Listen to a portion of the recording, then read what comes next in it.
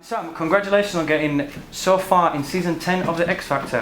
And last night, your song by the Google Dolls, Iris, was absolutely brilliant. Did you enjoy it? Yeah, I absolutely loved it. Do you know what? It was the most scary thing ever. And even though I went out, I kind of felt like, I felt like that was my best performance. And then obviously the judges confirmed that and they said they agreed. But I thought, you know what, if I'm going to go out, I want to go out on a high. So I felt like I've done that. And would you say that was your highlight of the show? Well, that's hard because obviously I went out, so that's difficult. But at the same time, it was definitely my best performance, but I wouldn't say it was a highlight. What would you say your highlight was? That's really hard because there's been I've had such an amazing time. It's like, I mean, when you think back to Judges' Houses was awesome, going away and going like abroad with the boys and we went on some big yacht and that, so that was awesome. Then we went to a movie premiere. Obviously live shows is great. It's difficult. And now you've left, who are you backing to win? Either my boys, Luke and Nikki, or Tamira. I think those three are probably are real artists. They've really got something to them. And Nikki's a little trooper as well. I think he started off as an underdog, and then everyone went, "Whoa, okay." Yeah. But yeah. So.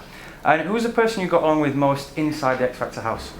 Those three, definitely. Yeah, I think like when you live with people, and obviously we lived together for like nearly just over 2 months, and you go through something like the X Factor, which is so intense and so stressful. You've got to have your best mates that you talk to.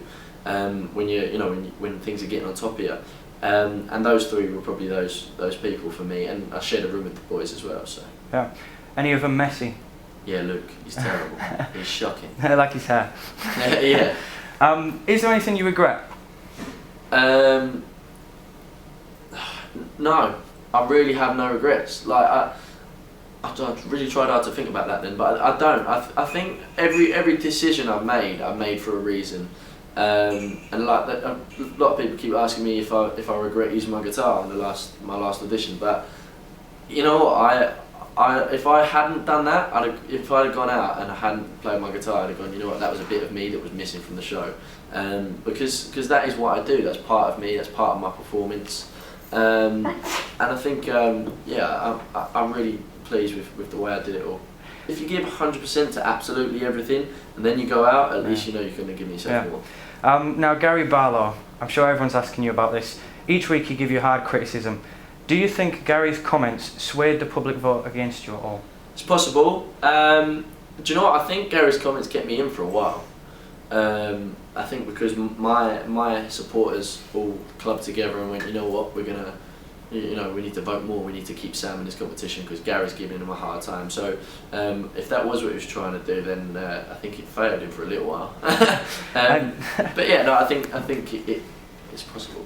Did you and Gary get along off camera at all? Yeah, really cool. Like he came up to me, like gives you a hug. I was singing Faith actually just before the show. And I was playing it on my guitar, and he came out and he was going, Faith, Faith, Faith, and then he went, "You singing that?" I was like, "Yeah," and he went, "Amazing." He went, "We're going to make peace tonight." And we did. He was like, obviously he gave me some criticism, but he went, "You know what, I respect what you're doing." They all give you great comments as well when you were in a sing-off. They're all giving you great comments. And did Nicole Scherzinger throw a pen at you? Yeah. Did he hit you? No, it didn't. It was a terrible throw, actually. Now, when you were on the show, did you ever feel that you were pressured into changing your style from the original auditions? No, I think it's difficult, that question, because obviously I did change my style a bit, but because you're doing things like Big Band Week and Disco Week and like Movie Week, it's difficult because I would never probably sing a disco song in my life.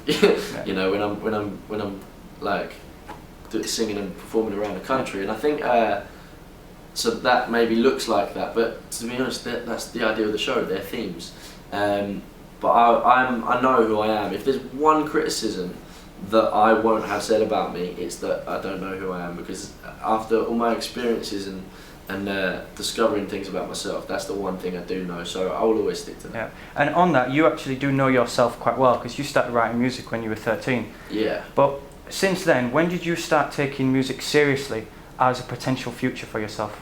No, when I was 13. That's the weird thing. Like, everyone was like, I've still got friends that, like, I'm 19. I've got friends that are going, I don't really know what I want to do with myself. And for me, that's strange, but to them, I'm strange, because at 13 years old, I was like, bang, that's where I want to go. That's what I want to do. Yeah. And so I started writing. I started off doing all these like little competitions, local shows and things, and then I left and auditioned for a band. I was in a band for a little while. I just really went for it when I left school. Yeah, and you're not only a singer, you're actually a musician as well. How many instruments do you play? 3. I played the drums, the keyboard, and the piano, and the guitar, obviously. And how old were you when you started playing?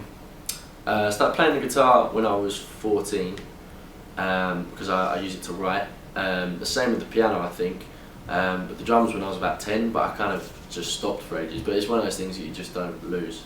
Yeah, totally. So let's talk about Callahan.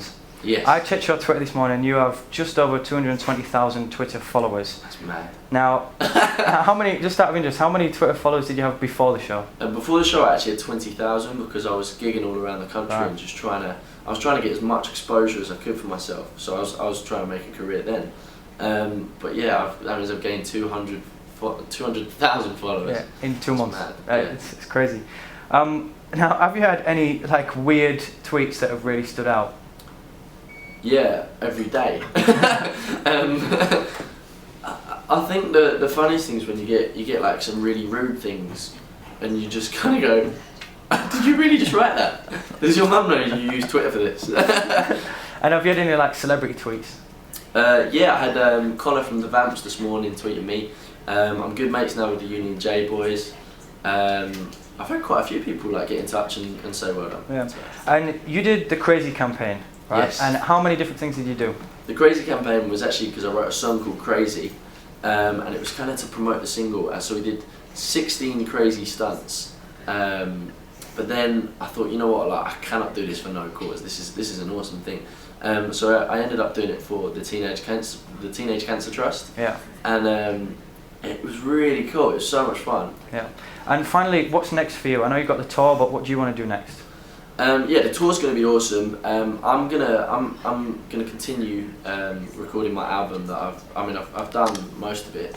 Still got a few more things to do. I'll continue writing as always. I was still writing in the house, and I'm going to be gigging all around and just trying to use this amazing opportunity that I've been given to get myself out there and really, you know, achieve my dreams. Yeah. Well, wicked, Sam, and Unreality TV, we wish you all the best for your future, and thanks so much. Thank you very much, man.